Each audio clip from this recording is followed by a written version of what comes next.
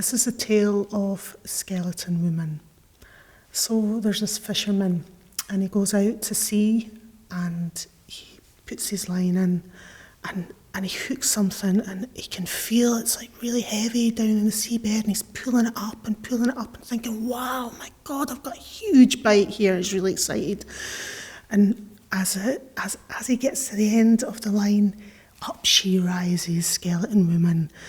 And she's got like sea anemones for eyes, she's got seaweed hair, she's got a crab coming out of her mouth, and she's got all sorts of crap for the sea all over her bones. He's like, oh my God. He's like, just gets his oars and he starts rowing as fast as he can towards the shore. Every time he looks behind him, though, she's there because she's clung on to the end of his boat by her teeth.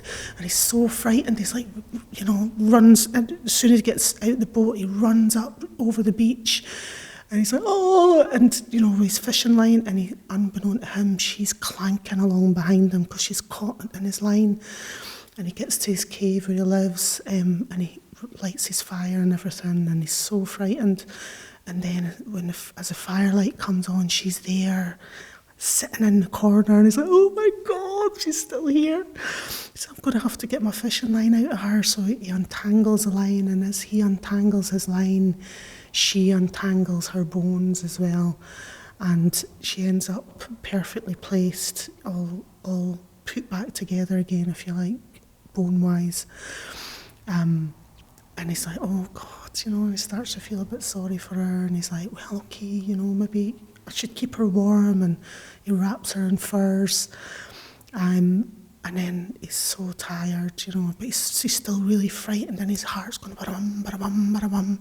He's like, oh God, I can't keep awake any longer.